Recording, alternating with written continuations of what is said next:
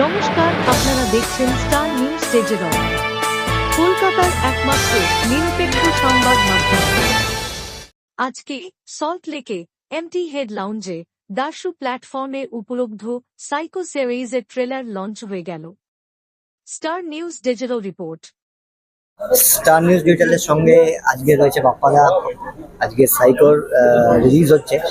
আচ্ছা বাপ্পাদা, আমাদের এইটুকুনি বলুন যে হঠাৎ করে সাইকোর এই আইডিয়াটা মানে কোথা থেকে এলো? এইটা আসলে গল্পটা মাথায় আসে, যেটা এরা আসলে একটা পেইন্টারের গল্প, মূলত একজন চিত্রশিল্পী, তার আঁকার গল্প। এবং আমার এটা মনে হয়েছে, যেহেতু আমার অভিনেতা থেকে পড়া এবং প্রচুর বন্ধু বান্ধব এই পেন্টিং নিয়ে কাজকর্ম করে এসেছে, তাদের মধ্যে আমি একটা অন্যরকম ডেডিকেশন দেখতাম পেন্টিং করার সময়।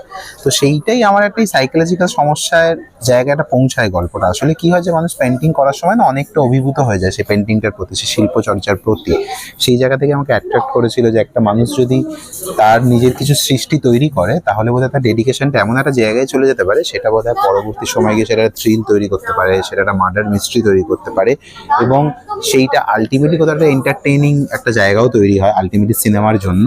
তো সেখান থেকে আমার মনে হয় যে যেহেতুই বন্ধু বান্ধবের সাথে আলোচনা করে এরকম একটা পেন্টারের জীবনযাত্রা, এই ধরনের মুভমেন্ট, এবং তারা ছবি আঁকতে গেলে তাদের যেই মনোযোগ লাগে, সেই মনোযোগটা তো বিঘ্ন ঘটে আমরা যে সামাজিক অবস্থায় থাকি।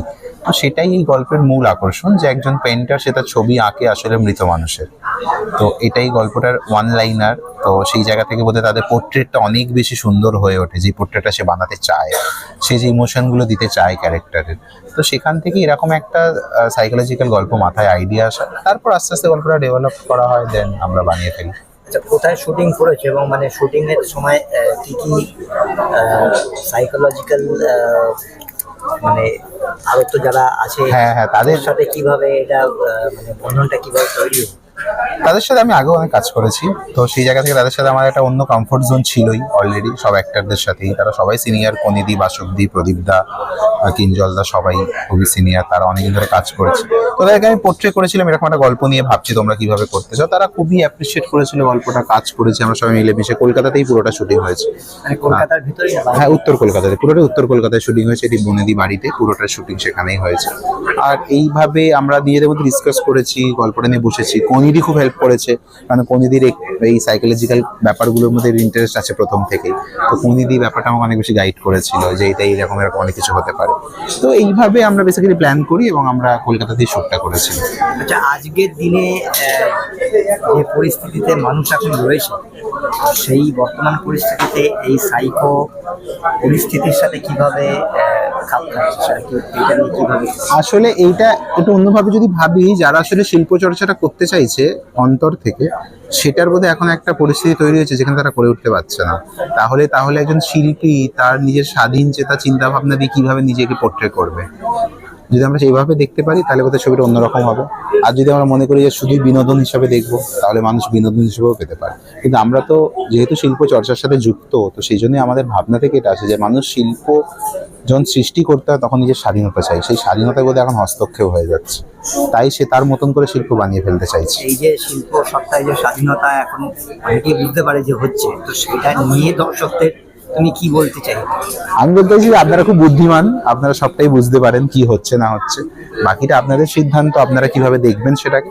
আমরা আমাদের মতন করে শিল্প চর্চা চালিয়ে যাব, তাতে আমাদের হস্তক্ষেপ হলে খুব একটা সমস্যা হবে না, কারণ আমরা বিভিন্ন প্ল্যাটফর্ম তৈরি করে নিতে পারি নিজেদের কাজটা করার জন্য। আমাদের প্রধান লক্ষ্য তো শিল্পটাকে মানুষের কাছে তুলে ধরা, সেটা আমরা তুলে ধরবো। বাকি দর্শকরা তাদের বুদ্ধিমত্তা দিয়ে, অনেক ইন্টেলিজেন্ট আমাদের বাঙালি দর্শক এবং থ্রু আউট সমস্ত দর্শক বাংলার, তো তারা নিশ্চয়ই তাদের মতো করে ভেবে ফেলতে পারবে। আচ্ছা, এই শুটিং এর সময় কোনো মজার ঘটনা কিংবা কিছু যদি থেকে থাকে, যদি বলতে চাও? শুটিং এর তো প্রচুর মজার ঘটনাই ঘটে আর কি, মানে যেহেতু এটা সাইকোলজিক্যাল একটা গল্প নিয়ে পুরোটা হয়, এবং অনেক কিছু কোল মিস্ট্রি থাকে আর কি সেটার মধ্যে।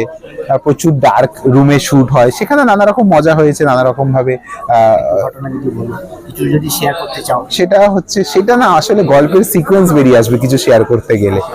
বিহাইন্ড দ্য সিনস এমনি কোনো বিহাইন্ড দ্য ঘটনা, সিনসে আমরা মানে খুবই মজা করতাম, যেমন মানে গোয়েন্দারি বললো খুব মজা করে শুটিং হয়েছে, হ্যাঁ, হ্যাঁ, সেরকম মানে অনেক পিছনে লাগাও লেগ পুলিং অনেক কিছু রয়েছে আর কি। সেটা কি হয় যে সব থেকে মানে আমাকেই তো লেগ পুলিং করা হয়, আমি সব থেকে ছোট, আমি আর সেটা আলাদা করে কি খোলসা বলে বলতে পারবো আর কি। তোমার মানে উপরেই এসে পড়েছে। সবটা আমার উপরেই পড়ে, কারণ ওরা সবাই সিনিয়র, যা হয় সমস্ত প্রেশার আমার উপরে দেওয়া হয়, যেহেতু আমি কিছু বলতে পারি না, সবাই দিদি দাদা এবং অনেক বড় আমার থেকে, তারা অনেক এক্সপিরিয়েন্সড, তো সবটাই আমার উপর হয়, আর আমি আমার লেগ পুলিংটা কি করে বলতে পারি। আচ্ছা, তো মোটামুটি যা বোঝা গেল যে খুব আনন্দ করে এই শুটিং। একদম একদম।